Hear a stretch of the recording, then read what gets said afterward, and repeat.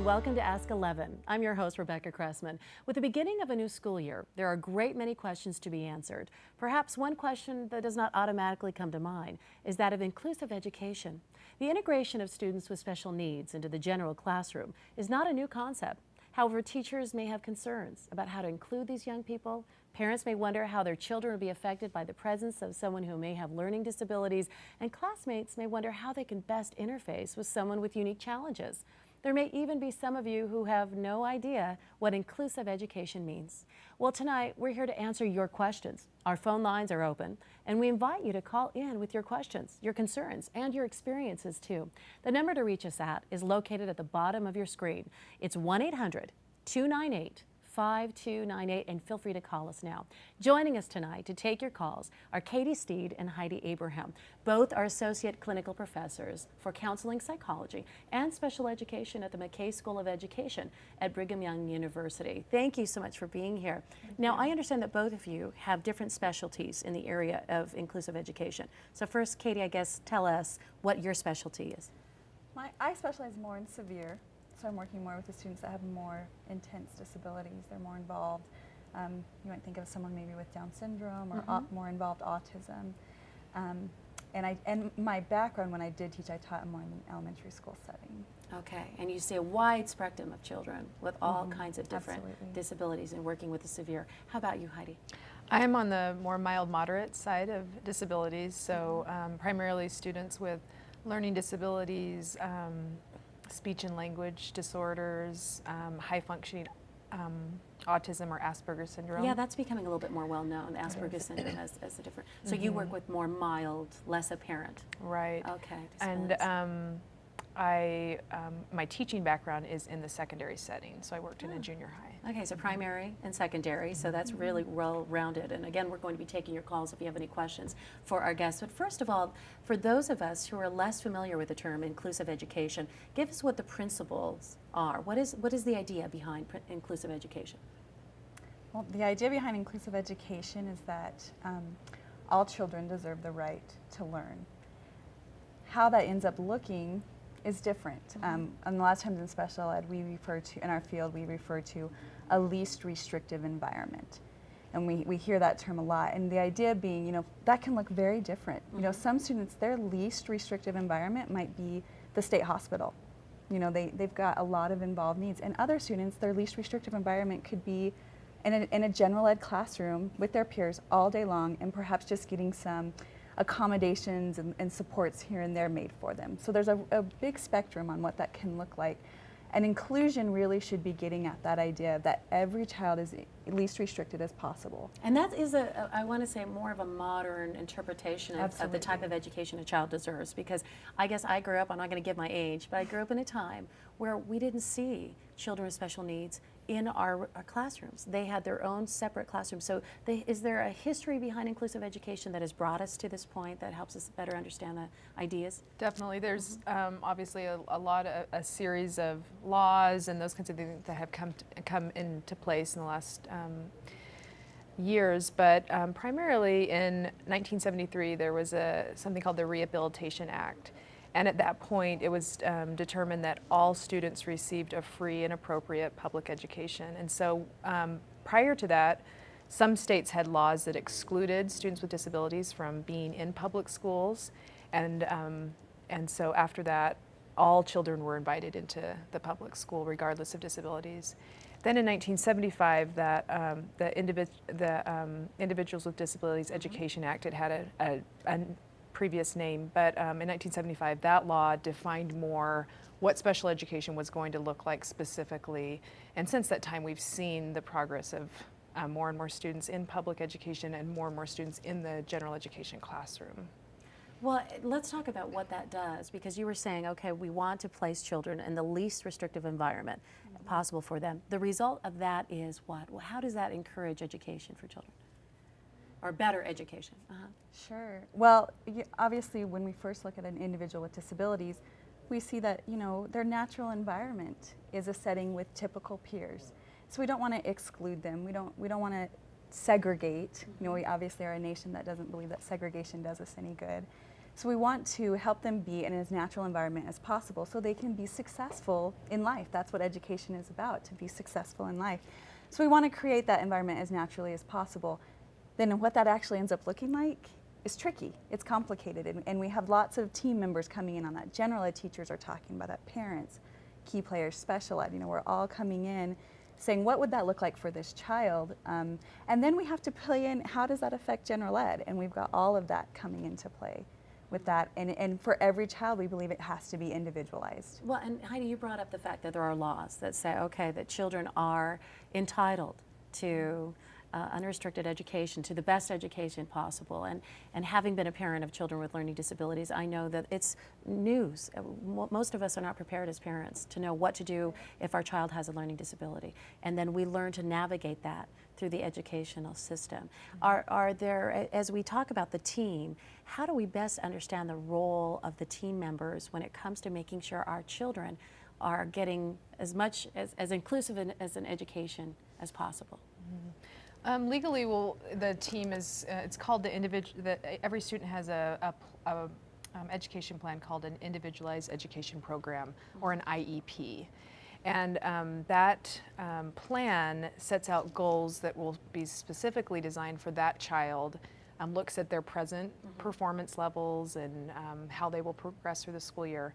And then we work as a team kind of around that plan. And so the law will require a general education teacher to be a part, a parent to be a part, a special education teacher to be a part.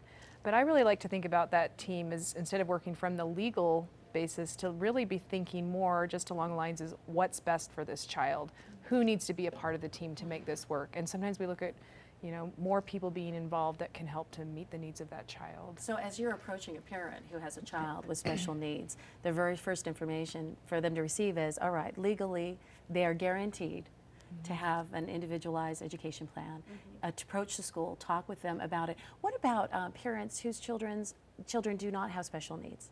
How are they affected by inclusive education? And maybe how do their children benefit, and how do we prepare them for that as well? Absolutely. It's a touchy subject. Parents are saying, I don't want my child to miss out on education. What we're finding though is so many times those students, their lives are so enriched by having a child. Just by having the natural setting of life in their classroom.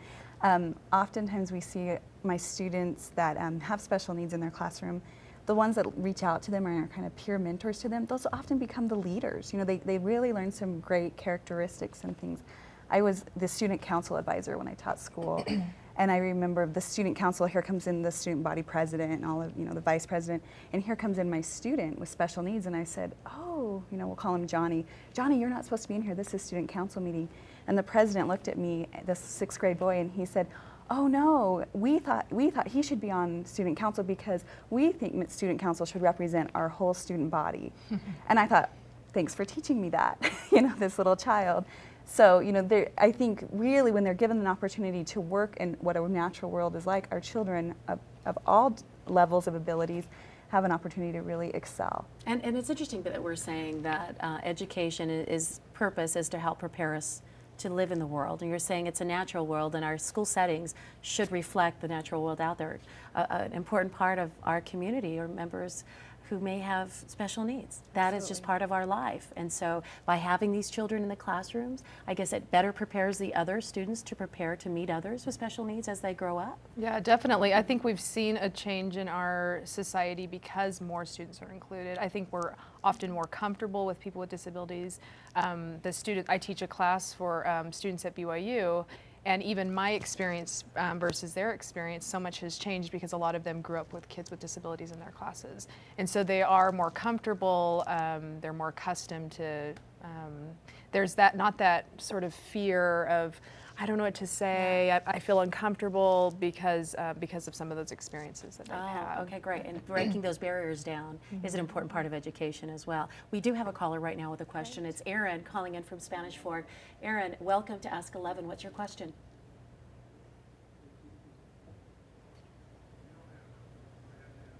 Okay, all right. Erin, if you'd like to call us back, you're welcome to do that. Our number is 1-800-298-5298. And of course, our phone lines will be open. We lost for just a minute. We're welcoming more questions. Let's also talk about the navigating inclusive education as a parent, kind of go back to that point.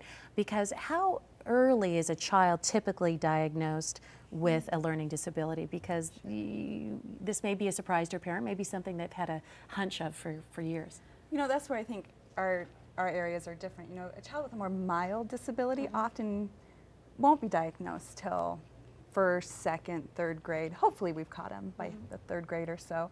Children with more severe disabilities, my area, you know, we often even at birth can know something might be up, or even, you know, at least by age 2 or 3, we're already knowing, and they're in the school system getting support and help by the age of 3.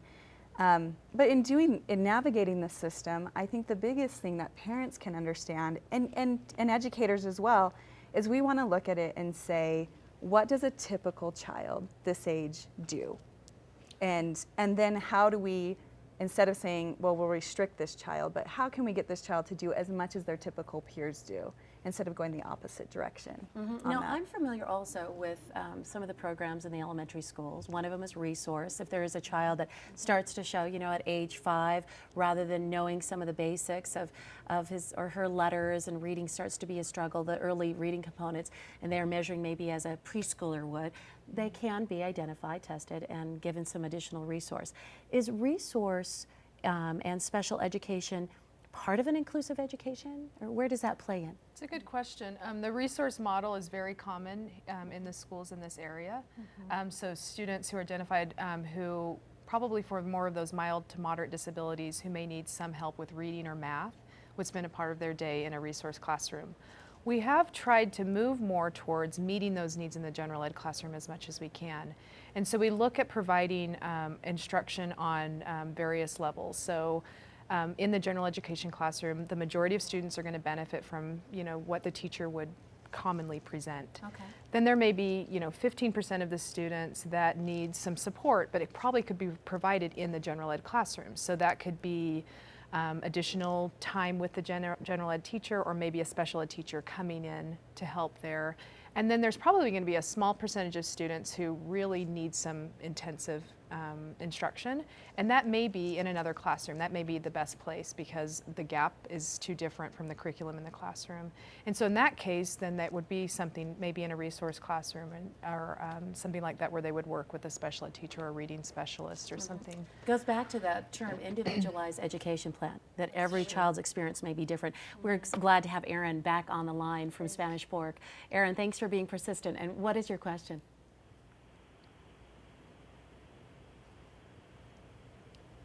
Erin? Okay, how about Christy? We've all got Christy on the line as well. Christy, are you there? I am. Hi, thank you for joining us. What's your question tonight? I'm wondering, my son is autistic, and I was wondering if there were specific behaviors or milestones to look for before mainstreaming him.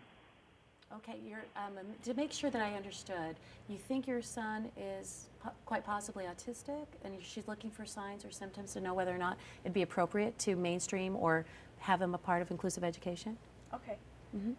Well, I think all children deserve a right to somewhat access general education to some degree. I think the best opportunity would be to sit down with that team and that general ed teacher, that special ed teacher, the principal, the parent, and say, you know, these are his strengths, these are his weaknesses, you know, does he really enjoy music? Can he go in during music time? You know, and really just really brainstorm how can he be as successful as possible in as many things as possible in an inclusive setting, and also be sensitive to what the boundaries might be. All right, and I'm assuming if he's a young child, the diagnosis of possible autism may even have come from a medical professional. Absolutely. Because he really hasn't entered the school system yet and had that feedback. Although some of the legal laws, I think, had us being able to bring our child at the age of 3 or so, or 4, to get testing from the school system, look for these kind of signs. So if he's, let's say he's a preschool age, can we still access a team of educators and absolutely such? From age 3 on, children are accessing in the school district, starting with preschool, and we're seeing lots of inclusion models with preschool that's generally the rule of thumb in this area right now is an inclusion model. What about the pushback? And I'm curious because you said there are a lot of different opinions, and Sure. we're just so diverse as parents, anyways. Sure. So, as a parent of a child who may be autistic or may be mildly or severely facing different disabilities, do we need to see ourselves as that child's bulldog or champion? I mean, how assertive do we have to maybe raise our expectations and being to make sure that that child gets what he or she needs, or just? You know, unfortunately now, anyone involved in the field of special education has got to be an advocate. You've got to wear that badge of advocate at the same time, whether you're a parent, whether you're a teacher, a professional in the field. There's still a lot of advocacy needed. And quite often because those individuals maybe might not be as able to speak for themselves. And so it takes someone else speaking up for them. So yeah, we do need to step up. I think also though is being able to look at your team as there to help your child. And I think if you come in together as a team player with the idea that I'm going to advocate for my child, you tend to have a lot, there's a lot more cohesion on that team if everybody sort of has some trust and wants to work together to meet the needs of the All child. right, so be assertive, be your child's advocate, but be as skilled as you can at creating unity in that team so that you have as many, I was going to say, many players on your child's team as possible for them. You know, it seems to me that as an educator, it would be maybe even overwhelming at times. We think about the class sizes that are large. Teachers are now talking about it's hard for me to meet all the needs of our children. Do you, as you're trying to prepare future teachers, do you give them skills and preparation to understand how to prepare for an inclusive environment? Absolutely. Yeah, I was actually brought on to BYU for that specific reason. I teach a class for people that are going to be secondary math, science, and history teachers about inclusion because it's just the way things are now.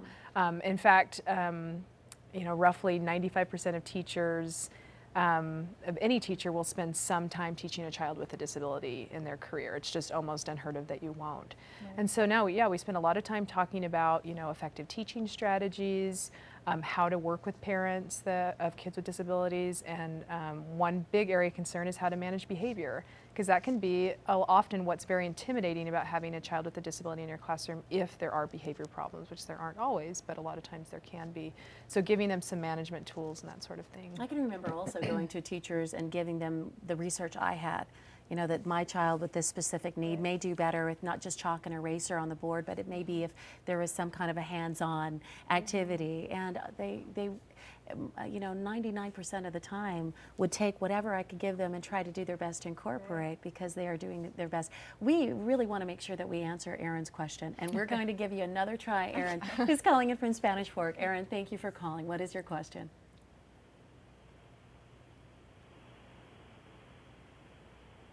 Looks like her phone line is still one that we're challenging to get, so it's a quiet one, but Erin, you're also welcome to email your question. Maybe you can get that to us through kbyutv.org. Our phone line right now is open to everyone at 1-800-298-5298. That's 1-800-298-5298.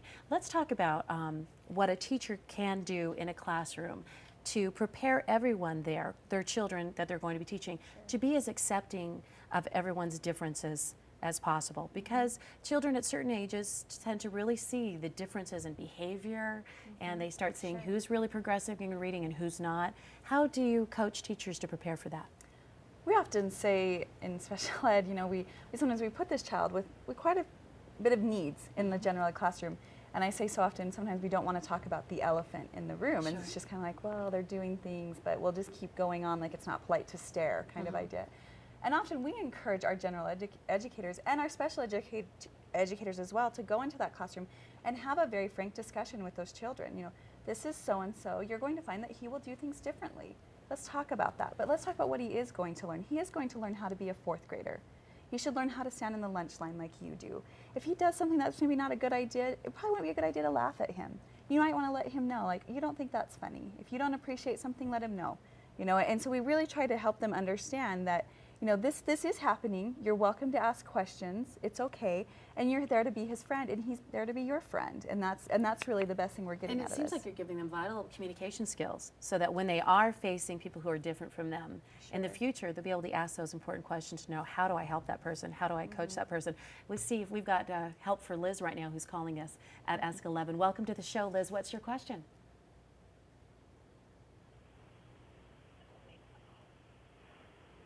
I can hear her just in the background right now. It sounds like we may still have a difficulty in our connection. Liz, can you hear me right now? Yes. Hi, Liz. Thank you for waiting and for joining us on Ask11. What's your question? I don't actually have a question. I have a comment that we support inclusion 100%. We have a daughter that's gone through the public system. When she first started, it wasn't as much inclusion, but during her secondary education, she had many opportunities, and we support that. We do believe parents need to be there as the major advocate and need to be totally involved, but for most of us, we want our children to have as normal, and I put that in quotes, an experience in school as possible, and I think the inclusion program provides that. And so moms and dads, go for it and be out there and support your children all you can and get the team to work with you. I appreciate that so much. You can hear that she's been a champion Yes. for her child, and the encouragement too. I guess you find it's really important that parents encouraging each other too, because this is a new experience for a parent as well to know how to navigate. We've got another caller on the line right now, and if you have a question for our guests, Katie as well as Heidi, about learning disabilities and inclusive education, you can call us at 1-800-298-5298. And what's your question? Thank you for joining us.